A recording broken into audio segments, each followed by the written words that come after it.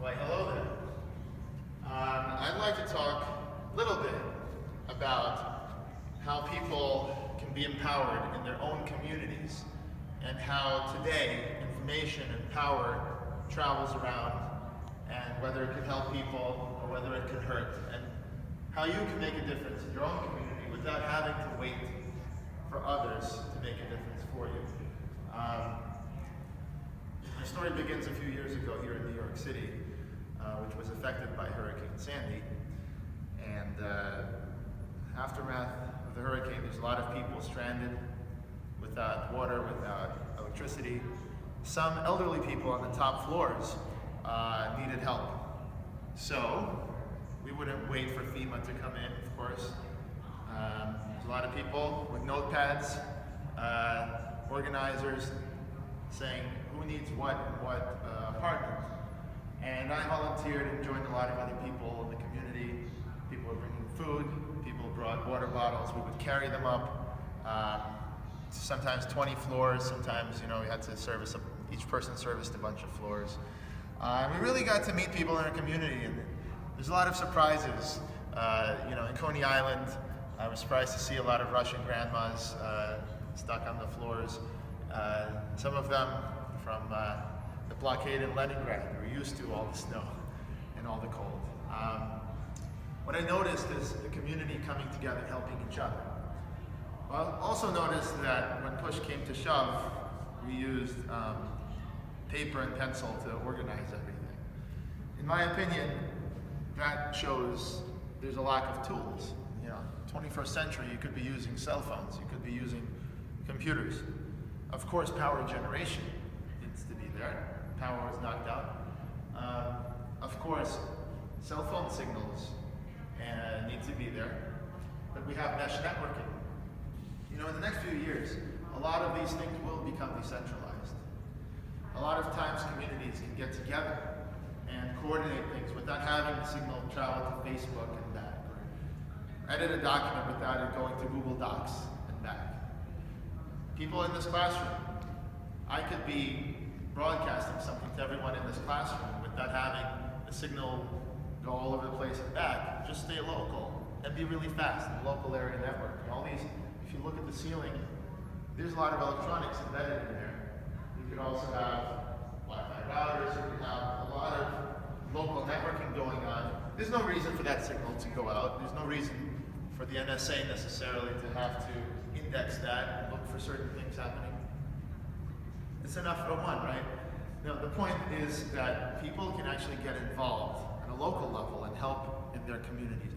And that doesn't just, it's not necessarily only for the classroom, right? It's for all kinds of things. If I'm on a cruise ship and there's no good internet because we're in the middle of the sea, I should still be able to talk to my shipmates and make plans. Where am I going to go tonight?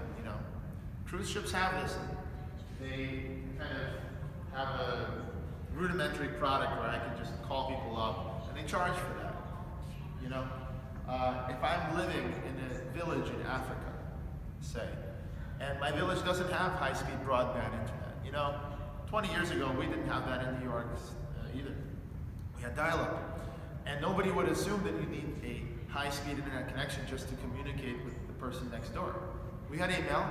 Email didn't go down when Twitter failed. There was no fail whale for email. The tools that were invented back then were resilient. Tools like the web, IRC, email are decentralized. Today's tools, some of them are decentralized as well. Bitcoin, Git, IPFS, interplanetary file system, so-called.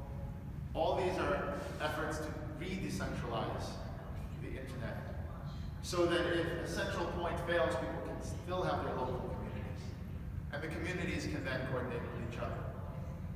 This is how human history was, and there's a lot of strength in that resilience. So going back to helping disaster victims, helping in your local community when something happens, you don't need to wait for a particular central government to come in and help you. And even when there's no disaster, if you just want to find out who needs help in your community, there should be that database locally. This is what we're building at Cubans. This is what we believe in. Empowering people through proper tools and uniting communities through proper platforms. Imagine if there was something like WordPress, which now powers over 70% probably of the web, because it's open source. Imagine if something like that existed for communities that they could install in their own local network, their own router, their own virtual private network that runs across the internet. But they would own it, and they would own their own data, and people would maybe have a different identity in a different community, and they wouldn't be able to be tracked easily between these communities. All these things are valuable, and people can find their own way to use them, but right now that doesn't exist. So you see things like, Google wanting to bring access to the global internet, of course, to Africa with balloons, and Facebook with drones flying 24/7 in the sky. These are nice efforts, but behind them, of course, is the economics that Google's a venture-funded company, has investors, so it gets all the traffic to flow through its server farms, and it would rather solve problems of scale by getting better server farms than by releasing an open source server that you could run, right? You have things like the internet.org fiasco in India, where Facebook said, look, we could give you a lot of internet access and it would help a lot of people. And a lot of people in India said, yeah, but it will all go through you, and you get to choose, you give us access to certain things and not other things. We had that here in the States when we had Title II versus Title I, net neutrality. And we kept arguing about which, whether we should have the Bush era or regulate the internet as a utility. Thing is, it doesn't matter, because by that time, you only have two choices anyway. And that's normally what centralized government is and centralized policies are. By the time you get to vote, there's only a few choices anyway. The Electoral College doesn't make much of a difference if you only have two choices before it kicks in, right? Again, a lot of these things can be decentralized. You can have a ballot in your local community, by the way, where you can simply indicate more than one choice. Imagine a ballot based not on the first past the post vote, which is the system we use now in all states except Maine, which just passed a different thing called the alternative vote. That you're able to actually rank people. The ranked vote allows you to say, look, if you like Bernie Sanders, you could put him as number 1, but if he doesn't win, you could put a number 2 and a number 3. You could still say who you would really rather, not vote for, and whoever that may be. You don't have to like Bernie Sanders, but the point is, by giving better tools to express what you want, and better systems, we can actually have a different outcome. You know what we could have? Local communities that don't divide into two camps that hate each other. People you've been friends with for many years now you think are, racists and bigots and misogynists, and on the other hand, maybe you think they're socialists and out to destroy the country. I mean, these are caricatures, right? These are people you've known for years, and not suddenly all going crazy. It's just that they're polarized. The system has been, the centralized system gives you only a few choices. And at that point, it drives a wedge further and further between people that live next door. You don't need this, you don't have to have this. Even with the ballot, if you had the approval vote, go look it up. Approval vote is a system where you can just say, look, I approve of these candidates. If any one of them wins, I'm happy. And I disapprove of the rest, and I don't want those to win. Each of these systems has much better statistical properties than does the system we have today. And it's in our power in our local congressional districts and even our gerrymandered crazy districts. In our local communities, we can change things, change the ballot, get better tools to express yourself, find out what that grandma in 3B really needs when there's a disaster, or even when there isn't. Have a local server to organize a local community meeting or a local dinner. Find friends to go out with. You don't need these centralized services to do that. You need better tools. And I predict in the next 5 to 7 years, we're going to see a lot more power to the people not through government, but through decentralized social networking tools, decentralized platforms that can run on new types of topologies, new types of interconnections that become possible when people build mesh networking, cell phones that can connect the way they did in Hong Kong with FireChat, the way you don't need a cell phone signal, even if that tower is shut down, even if your government shuts down your internet. Your Bluetooth mesh network can connect. And you don't even need Bluetooth.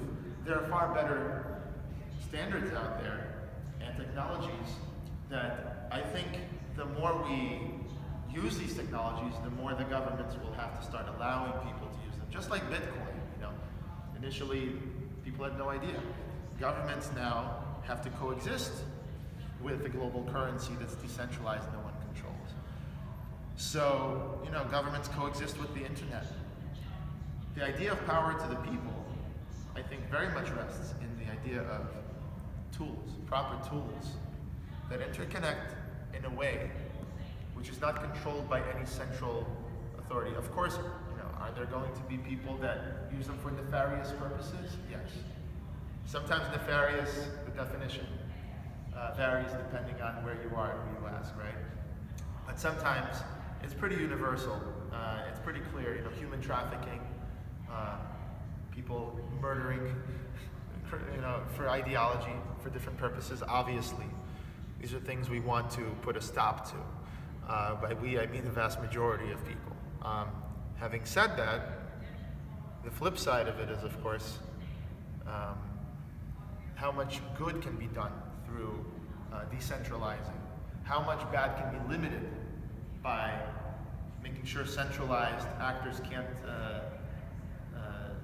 use their own selfish reasons, clamp down on dissidents, or simply disallow communities to help themselves. There's always going to be a balance.